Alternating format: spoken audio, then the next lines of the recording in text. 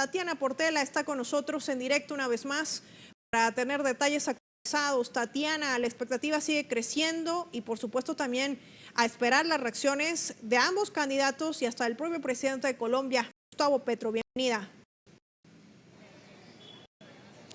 Un saludo para ti nuevamente y para todos los televidentes y quienes se conectan a último momento en esta cobertura especial que tiene Telesur en la segunda vuelta presidencial Colombia Decide 2026. Nuevamente me encuentro, nos desplazamos hasta aquí, hasta el Royal Center, lugar escogido por el candidato Iván Cepeda del Progresismo para recibir los resultados. Ya ustedes pueden darse cuenta que van llegando las últimas personas adherentes que esperan también junto con el candidato estos boletines. Ahora, en señalar que ya, varios de los adherentes que estaban llegando hasta este lugar y que se inscribieron como testigos electorales han señalado que se han ido de manera inmediata para Corferias. Recordemos que lo que estamos viendo en pantallas es un preconteo que no tiene, un sustento legal, sino que solamente como una primera fase de lo que sería esto y será el escrutinio, entonces, en definitiva, el que designe si hay votos que faltan, si hay votos mal contados, si hubo errores e irregularidades. Y bueno, en eso estamos entonces atentos a lo que se desarrolla ahí en el escrutinio. Sin embargo, señalar que ya ha venido mucha gente aquí en la campaña de Iván Cepeda con expectativa de lo que va a resultar de los últimos boletines, pero pues hasta el momento la tendencia entonces estaría dando por lo menos con una ventaja al candidato de extrema derecha, Abelardo de la Espriella. Esto por supuesto ya se empieza a notar en el panorama un poco de tristeza, algunos otros todavía con expectativa y esperando los últimos resultados, por ejemplo, de Bogotá, que es donde se obtiene, un flujo importante de votación y donde a último momento se van conociendo los resultados en los boletines. Sí, Tatiana, y mientras vamos justamente visualizando, nos ibas contando este boletín ya número 10, el 89.58%, y mientras se sigue contabilizando los votos es importante también recordar a nuestros televidentes que esto se trata de un preconteo, no son resultados oficiales, esto tiene que venir desde los jueces y esto es muy importante también aclararlo dentro de la normativa interna del país y que está avalada también por la propia Constitución. Tatiana. Así es. Esto solamente es un preconteo, el escrutinio es donde están los jurados de votación, están los testigos electorales. Recordemos que lo que se ha hablado es la importancia de que, en esos escrutinios se pueda obtener, los votos mesa a mesa. Es decir, allí, por ejemplo, si presentan dificultades o irregularidades entre ley 14, que es lo que va visualizando y entregando la registraduría, más lo que van registrando también los testigos electorales, se puede pedir a los jurados de votación que se abran mesas. Allí se han recuperado algunos votos, incluso por eso el Consejo de Estado había emitido una alerta y una necesidad, una obligación que el Estado colombiano tendría que tener como estatal los software de ese escrutinio del preconteo de los C14, una situación pues que hasta el momento nunca se dio. Hubo un desacato, dicen el presidente Gustavo Petro, por parte del registrador Hernán Penagos, también del Consejo Nacional Electoral, y esto pues hasta el momento no se ha desarrollado. Por eso es tan importante, o por eso el pacto histórico señaló la importancia de mantener los testigos electorales allí y que solamente reconocerían los votos entonces oficiales por el escrutinio, que es, el que tiene sustento legal y validación ante la registraduría, ante el Consejo Nacional Electoral.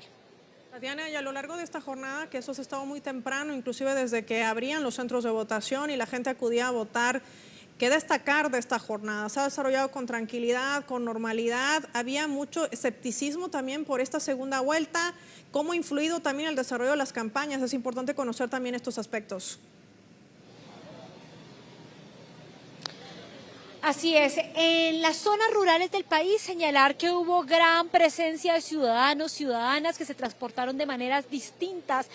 teniendo la complejidad que se vive en los territorios, chalupas, canoas, mucha gente incluso en mulas, en caballos, llegando hasta los lugares de votación. Señalar que desde, por ejemplo, nosotros estuvimos recorriendo varios sitios de votación y antes de que se abrieran las urnas ya había gran afluencia de colombianos y colombianas esperando para sufragar. Es decir, estas elecciones se han llevado por lo menos con una alta participación y lo estamos viendo incluso reflejados en los boletines, ¿no? Estamos viendo de una alta participación por lo menos durante los últimos 8 años y también hay que señalar que aunque hubo algunas denuncias de irregularidades, pues digamos que en términos de presunta violencia, pues digamos que eso no se dio en el marco de estas elecciones, ni en la primera ni en la segunda vuelta, a pesar de que candidatos o más bien adherentes de la campaña de Abelardo de la Espriella señalaban que se estarían constriñendo el voto por parte de grupos armados o que habrían hechos de violencia, pues lo que hay que resaltar, incluso desde lo que ha dicho el propio ministro de Defensa, Pedro Sánchez, es que estas elecciones se han podido desarrollar con total tranquilidad y eso también hace parte en cierta medida de la firma del acuerdo de paz. Eso también ha permitido que las regiones puedan salir las personas a votar en tranquilidad y ese era el llamado que hacía el presidente Gustavo Petro, que hizo también el candidato Iván Cepeda y que incluso hicieron un llamado a respetar la decisión del pueblo soberano, a que la gente saliera en paz y segura a votar con conciencia y pues bueno, eso es lo que ha pasado por lo menos en el transcurso de esta segunda vuelta presidencial.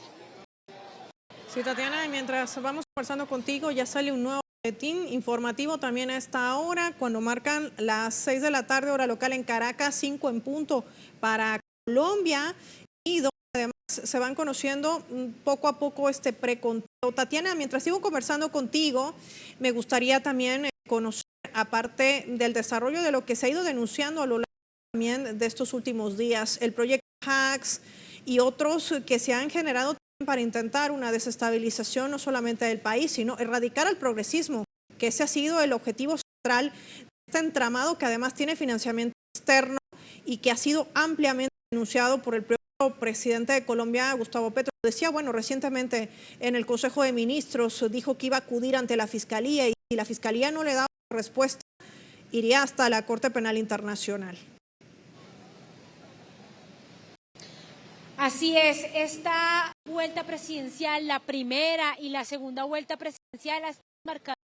por una, digamos, frontera injerencia por parte de Estados Unidos, no solamente por el que hoy señala es observador internacional Bernardo Moreno, sino también por, digamos, Marco Rubio, secretario de Estado, por el mismo Donald Trump, y señalar, por supuesto, que en esto se ha conocido, por ejemplo, el Honduras Gates, en donde también hubo participación de, digamos, de dinero que se habría presuntamente inyectado a la campaña del candidato de extrema derecha, Abelardo de la Espriella. También contarle a la teleaudiencia de Telesur que se destapó también un escándalo muy grave y tenía que ver con el plan Júpiter, en donde estaba encabezado por, digamos, el asesor de Álvaro Uribe Vélez, recordemos que fue expresidente de Colombia, quien estaría desarrollando un plan que lo que consistía era en adherir varias empresas de, digamos, empresarios de Antioquia, de Cali, de Valle del Cauca, de varios, digamos, de Bogotá, incluso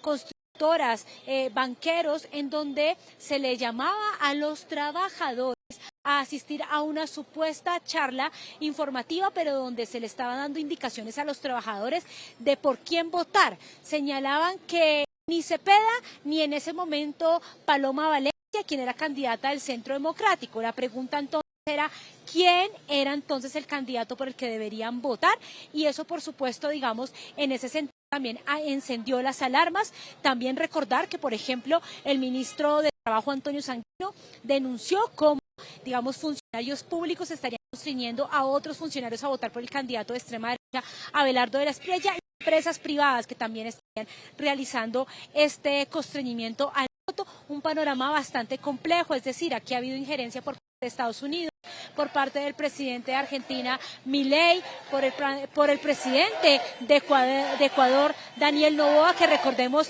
que a días de las elecciones se reunió con el expresidente Álvaro Uribe Vélez, luego con Abelardo de la Espriella, que puso aranceles en medio de estas elecciones y a pocas horas de la primera vuelta presidencial sacó también esos aranceles. Aquí ha habido una injerencia, es decir, una injerencia de Estados Unidos y de otros países que se alinean con el gobierno gobierno de Donald Trump para intentar revertir lo que señalaba el presidente Gustavo Petro, y es que el pueblo decida de manera soberana y libre. Eso era lo que decía incluso el mismo presidente cuando dio inicio a esta